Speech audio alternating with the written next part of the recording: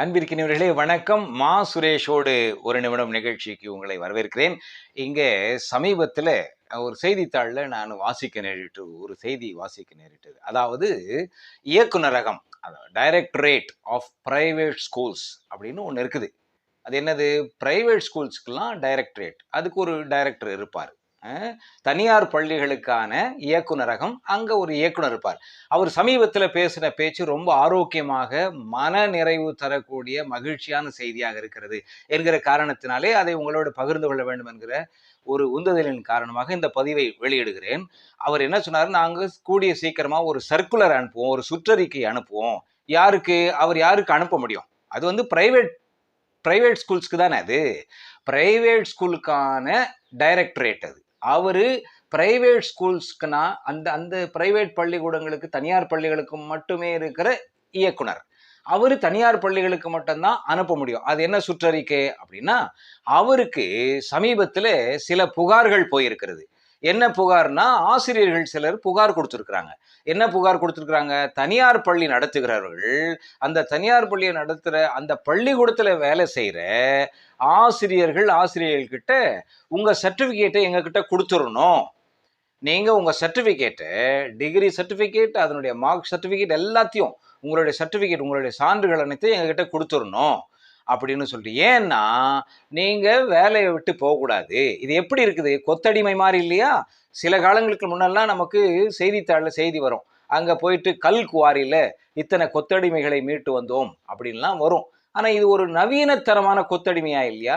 ஒரு டிகிரி படிச்சுட்டு, பட்டயம் படிச்சுட்டு, அது கல்வித்துறையில் குறைந்தபட்சம் பிஎஸ்சி படிச்சுட்டு பிஎட் படிக்கிறாங்க, பிஏ படிச்சுட்டு பிஎட் படிக்கிறாங்க.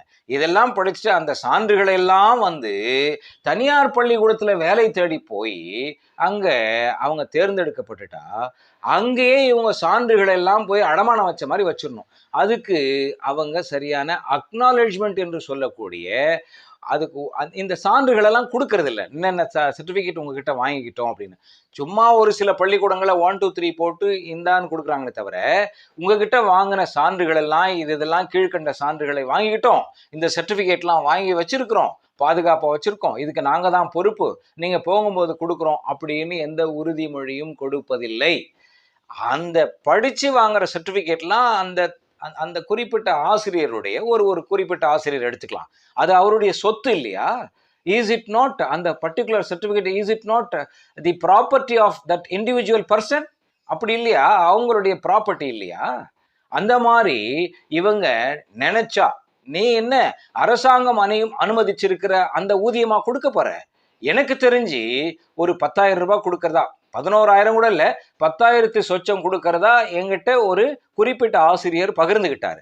அதை வகுத்து பார்த்தா ஒரு நாளைக்கு 350 ரூபாய் கூட வரல. அந்த 350 ரூபாயில சனிக்கிழமை கூட பள்ளிக்கூடம் வச்சிடறாங்க. அப்படியே வச்சா அரைநாள் வைக்கிறாங்க. அரைநாள் வச்சுட்டு மீத அரைநாள் எப்போ விடுறாங்க? 1 மணிக்கு மேலே விடுறாங்க. 1 மணிக்கு மேலே அங்கேயும் சாப்பிட முடியாது. அங்கேருந்து வீட்டுக்கு புறப்பட்டு போய் அதுக்கப்புறம் சாப்பிடணும். மறுநாள் ஞாயிற்றுக்கிழமை முழுக்க உட்காந்து நோட்ஸ் ஆஃப் லெசன் எழுதணும். அடிமைத்தனமாக இந்த தனியார் பள்ளிக்கூடங்கள் அப்படி நடத்திக்கிட்டு இருக்குது. இதில் தேவையானப்போ அந்த வேலையை ராஜினாமா பண்ணிட்டு போகலாம்னா விடுறதில்லை. இப்படி சர்டிஃபிகேட்டை வாங்கி சட்டத்துக்கு புறம்பா வச்சுக்கிட்டு இருக்கிறாங்க. அதுக்குத்தான் அந்த இயக்குனர், அவரை பாராட்டணும். அவருடைய பேர்லாம் நமக்கு கிடைச்சிருக்குது. ஆனாலும் நான் இங்கே சொல்வதை தவிர்த்து விடுகிறேன். அவரை பாராட்ட வேண்டும். இந்த மாதிரி சட்டத்துக்கு புறம்பா சர்டிஃபிகேட்ஸை வாங்கி தங்க கிட்ட வச்சுக்கிட்டு அந்த நிர்வாகம் இருக்கு பாருங்க, மேனேஜ்மெண்ட், பிரைவேட் மேனேஜ்மெண்ட், சர்டிஃபிகேட்டை வாங்கி வச்சுக்கிறாங்க. இது எப்படி சரியா இருக்கும்? அது அவங்களுடைய சொத்து இல்லையா? இது மறைமுகமா ஒரு அடிமைத்தனம் இல்லையா? இதெல்லாம் ஏன் நடக்குது அப்படின்னு கல்வித்துறையை சார்ந்த, கல்வியிலே நிபுணத்துவம் பெற்றிருக்கிற ஒரு சிலர் அதுல சொல்லியிருக்கிறாங்க. அதுக்கு காரணம் என்னன்னா, இந்த தனியார் பள்ளிக்கூடங்களை இந்த சான்றிதழ் வாங்கி வச்சுக்கிறது சம்பந்தமா சரியான வழிகாட்டு நெறிமுறை இல்லாத காரணத்தினால்தான் அவங்க அப்படி பண்றாங்க.